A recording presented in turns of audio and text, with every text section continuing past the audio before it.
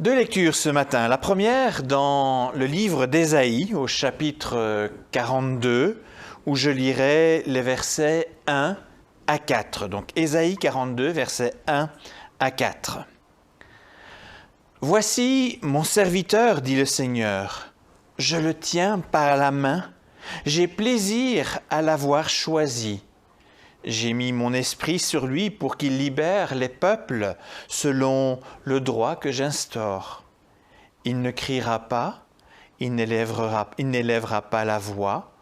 On n'entendra pas non plus sa voix dans les rues. Il ne cassera pas le roseau déjà plié. Il n'éteindra pas la lampe qui faiblit. Mais il libérera réellement selon le droit que j'instaure. Il ne faiblira pas, il ne se laissera pas abattre jusqu'à ce qu'il ait établi le droit sur l'ensemble du monde et que les populations lointaines entendent son enseignement. La deuxième lecture se trouve dans l'Évangile de Matthieu, au chapitre 3, les versets 13 à 17. Ça suit directement le passage que nous avons vu il y a 15 jours avec le périple de Jésus et sa famille en Égypte. À ce moment-là, Jésus vint de la Galilée au Jourdain. Il arrive auprès de Jean pour être baptisé par lui. Jean s'y opposait et lui disait « C'est moi qui devrais être baptisé par toi, et c'est toi qui viens à moi ?» Mais Jésus lui répondit « Accepte qu'il en soit ainsi pour le moment, car il convient que nous accomplissions ainsi ce que Dieu demande. » Et Jean accepta. Dès que Jésus fut baptisé, il remonta de l'eau, et au même moment, les cieux s'ouvrirent pour lui. Il vit l'Esprit de Dieu descendre comme une colombe et venir sur lui. Et une voix venant des cieux, dit « Celui-ci est mon Fils bien-aimé. En lui, je trouve toute ma joie. » Jusqu'ici, la lecture de la parole du Seigneur. Donc, comme je vous le disais, voilà 2 semaines, j'avais évoqué avec vous la fuite de la famille de Jésus en Égypte pour échapper à la menace du roi Hérode. Il s'agit donc du texte qui précède tout juste celui du récit du baptême de Jésus que nous venons d'entendre. Et en prêchant sur l'épisode en Égypte, j'avais montré un parallèle typologique entre l'histoire de Jésus et l'histoire du peuple hébreu en Égypte. Et pour rendre plus évident ce parallélisme, j'ai aussi mentionné le passage juste après le baptême de Jésus, à savoir les 40 jours de la tentation dans le désert, que l'on peut bien évidemment mettre en parallèle avec les 40 ans du peuple juif dans le désert. Cependant, je n'avais pas mentionné un autre parallélisme bien présent dans le texte, et qui va aujourd'hui nous donner une clé de lecture précieuse pour comprendre l'épisode du baptême de Jésus. Entre l'Égypte et la traversée du désert, nous lisons dans le livre de l'Exode la traversée de la mer. Or, cette traversée de la mer est mentionnée plusieurs fois par Paul pour illustrer le baptême. Vous allez voir ça par exemple en 1 Corinthiens 10, verset 2. Entre le voyage de Jésus en Égypte et son séjour de 40 jours dans le désert, nous avons également là, entre les deux, un récit chez Matthieu, le récit du baptême de Jésus. Ce parallélisme tend à montrer au lecteur comment Jésus veut pleinement assumer le rôle dévolu aux descendants d'Abraham et être ainsi une source de bénédiction pour tous les peuples, comme c'est indiqué d'ailleurs dans l'extrait de Ésaïe que nous avons lu. Alors certes, Jésus n'avait pas besoin du baptême de repentance de Jean-Baptiste puisqu'il était sans péché. Toutefois, en prenant ce baptême, Jésus montre plusieurs choses. Premièrement, et ce n'est pas des moindres, il confirme le ministère de Jean-Baptiste. Jésus ne s'oppose pas à Jean-Baptiste, au contraire, il veut dire, oui, ce qu'il a fait, c'est tout à fait ce que Dieu lui demandait. Deuxièmement, il montre par un choix volontaire le souhait d'obéir à son Père en débutant son ministère ici par un ministère qui va être difficile. Et il le débute par ce baptême auprès de Jean-Baptiste. Et finalement, il accepte de prendre, en prenant le baptême ici, il accepte de prendre la place de l'être humain, comme si en entrant dans l'eau, et je suis un peu osé dans la comparaison, mais c'est un peu comme si quand il entrait dans l'eau, il prenait sur lui les péchés des repentis. Ce matin, je ne vais pas en dire davantage sur le baptême de Jésus. Ce qui retiendra surtout mon attention, c'est le verset 17, à la fin du récit du baptême. Vous allez le voir affiché à votre écran, ce verset.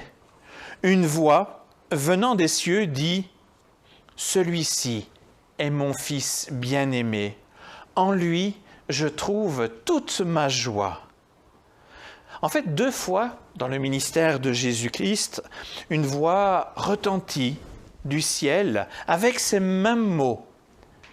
La première fois lors du baptême de Jésus, la seconde fois lors du récit de la transfiguration sur la montagne. Ça se trouve en Matthieu 17, 5. Et à cela s'ajoute aussi une partie de ces mots quand Matthieu cite en 12, 18 le fameux extrait d'Ésaïe que nous avons lu tout à l'heure. Alors cette voix du ciel semble se rapporter à 2 passages de l'Ancien Testament. La première partie est certainement une référence au psaume 2, 7. « Il m'a déclaré, c'est toi qui es mon fils, aujourd'hui je t'ai fait naître. » Cette voix du ciel qui se fait entendre au baptême de Jésus, finalement, proclame que Jésus est le Fils de Dieu.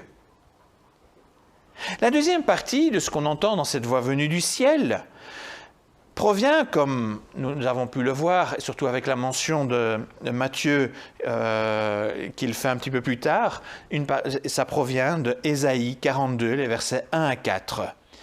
Et là, ça commence avec ces mots. « Voici mon serviteur, dit le Seigneur, je le tiens par la main, j'ai plaisir à l'avoir choisi. » Alors dans le livre d'Ésaïe, cette proclamation en fait débute une partie décrivant le serviteur souffrant, celui qui accepte l'humiliation pour sauver le peuple.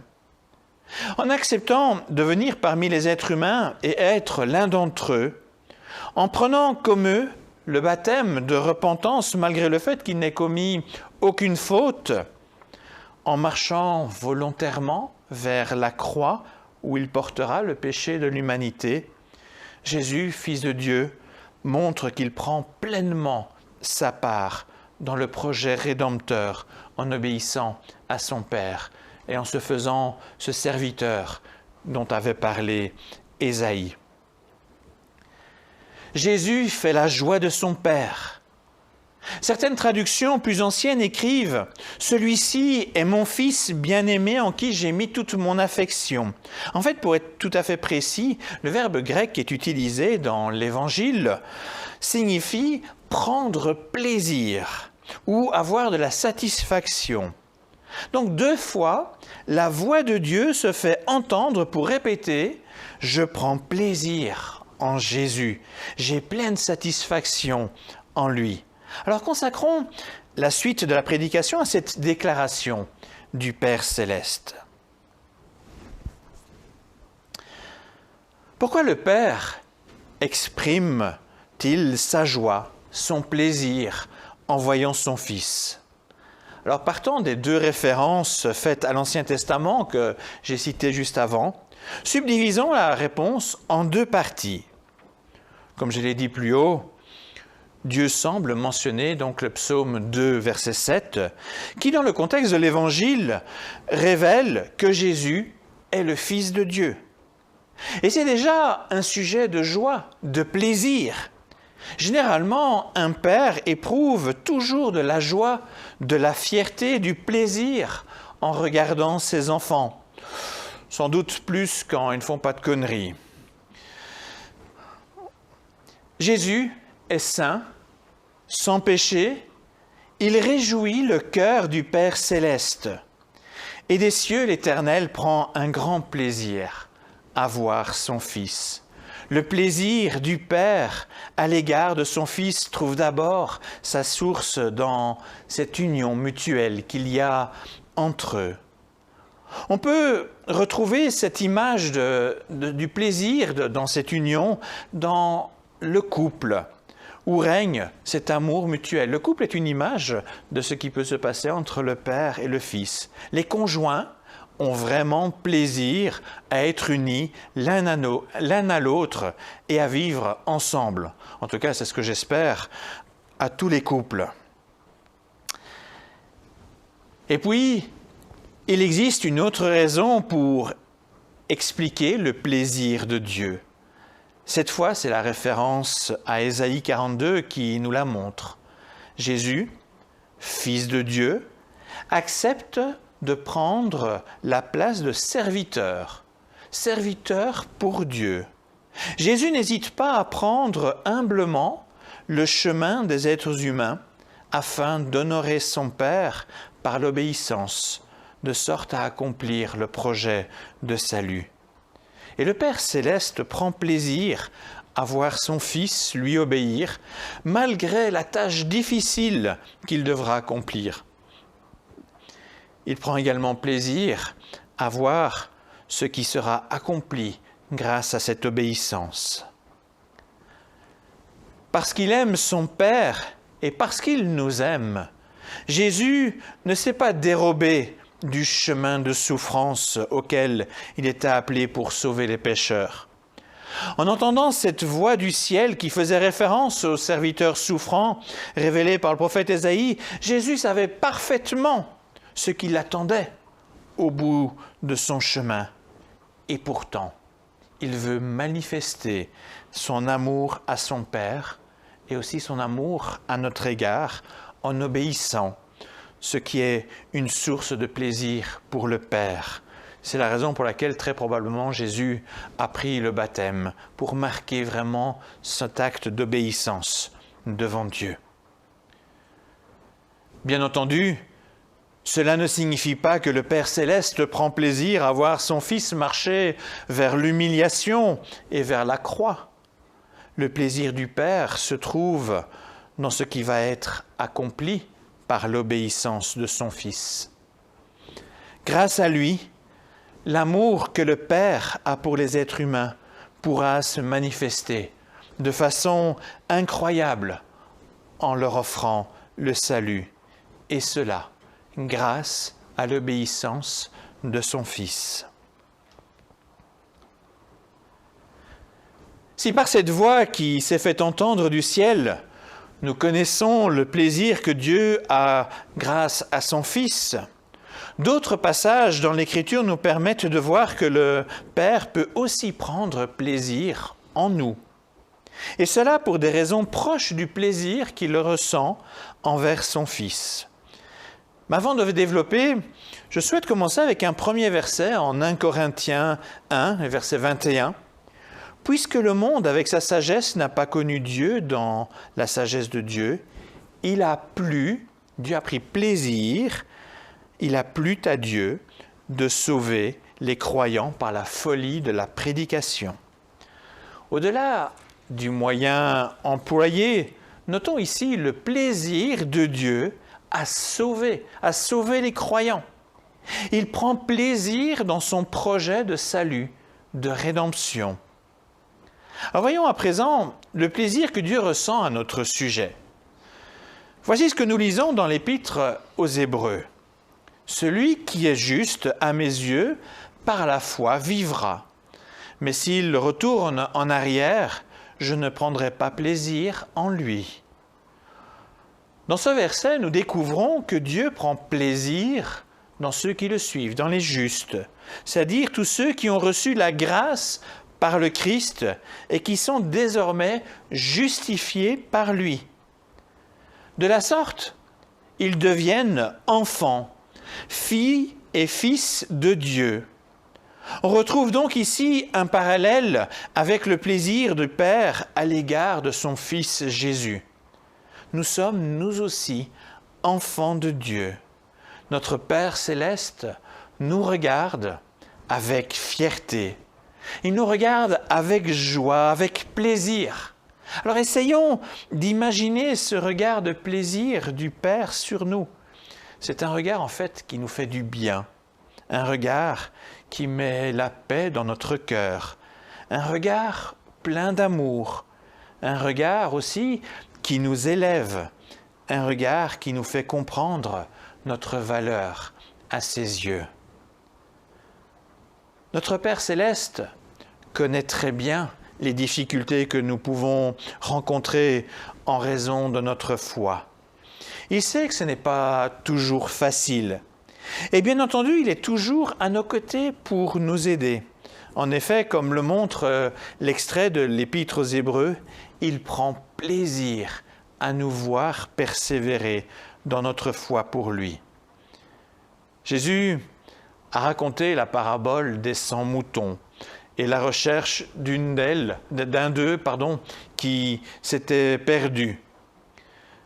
Il arrive parfois que un membre du troupeau se perde, s'égare. Mais le Seigneur va à sa recherche. Et quand il le retrouve, qu'est-ce qui se passe? C'est la joie dans le ciel, parce que Dieu ne veut pas qu'un seul se perde. Par ailleurs, au début de l'Épître aux Galates, Paul utilise le même verbe grec pour parler du plaisir de Dieu. Il écrit « Dieu, dans sa grâce, m'a choisi dès le ventre de ma mère et il m'a appelé à le servir. » En fait, il m'a choisi, il a pris plaisir à me choisir, à me prendre dès le ventre de ma mère. Donc, littéralement, Dieu a pris plaisir à choisir Paul avant même sa naissance pour qu'il soit à son service. Paul parle de son ministère, mais cela, en fait, nous concerne tous. Notre Père prend plaisir à voir ses enfants marcher comme Jésus sur le chemin du service. Il prend également plaisir à voir ceux qui suivent l'exemple du Christ. Il y a chez le Seigneur le plaisir de l'obéissance de ses enfants. Servir Dieu nécessite des choix qui demandent bien sûr de la sagesse, mais parfois aussi du courage et de l'abnégation. Mais soyons certains que pour cela aussi, il y a de la joie dans le ciel, du plaisir dans le cœur de Dieu. Il aime que nous l'honorions avec un cœur obéissant, même qu'il sait parfois combien ça peut nous coûter. Mais Dieu prend plaisir à ces sacrifices que nous pouvons faire pour lui plaire. Ce plaisir de Dieu est d'autant plus grand que, par notre service, son projet de salut se poursuit. La réalité de son royaume s'agrandit. En Colossiens 1,19, nous lisons ceci. « Il a plu à Dieu de faire habiter en lui toute plénitude, c'est-à-dire en Christ. Jésus est venu inaugurer son royaume. Son Père lui a donné la victoire sur la mort et il se réjouit que cette victoire s'étende jusqu'à être complète. À ce moment-là, il y aura plénitude en Christ. Et aussi incroyable que cela puisse paraître, Christ nous appelle tous à le suivre pour accomplir ce projet-là, qui plaît à Dieu. Un chrétien qui plaît au Seigneur n'est pas un chrétien inactif qui reste là sans rien faire, mais un chrétien qui permet à l'Esprit Saint d'agir en lui afin que le règne de Dieu s'étende toujours plus, non seulement dans son cœur, mais aussi par ce qu'il peut accomplir grâce au changement qui se passe en lui. Nous n'avons pas reçu les dons de l'Esprit pour les mettre au placard, mais afin de porter de bons fruits qui feront la joie de notre Père dans les cieux. Il est temps pour moi de conclure. Nous vivons une époque où beaucoup cherchent du plaisir personnel et ce plaisir personnel prend la place de Dieu. Le plaisir personnel est ainsi devenu une idole. Nous avons besoin, bien sûr, de plaisir. Cela nous donne de la joie. Mais quiconque remplace Dieu pour une quête de plaisir égoïste sera en fait sans cesse déçu. Notre Dieu connaît très bien notre besoin de plaisir, notre besoin de joie, et il veut répondre à ce besoin. Mais pour cela, nous devons lui laisser la première place dans notre vie, dans notre cœur. Nous devons d'abord chercher à lui faire plaisir. Il ne faut pas que notre cœur soit tourné vers les plaisirs égoïstes, mais tourné vers les plaisirs de Dieu. Et Dieu viendra mettre sa joie dans notre cœur. Étant donné que ce plaisir se vit dans une relation d'amour, soyons certains que le plaisir de Dieu débordera très largement dans notre vie. Plus Dieu prendra plaisir en nous, plus nous serons remplis de joie et de paix. Il comblera ces trous qui sont là dans notre cœur. Il remplira notre cœur par sa présence, par sa joie. Il fera de notre vie aussi une lumière qui rayonne le plaisir de Dieu dans ce monde. Et c'est ainsi que nous pourrons être ses témoins jusqu'aux extrémités de la terre. Amen.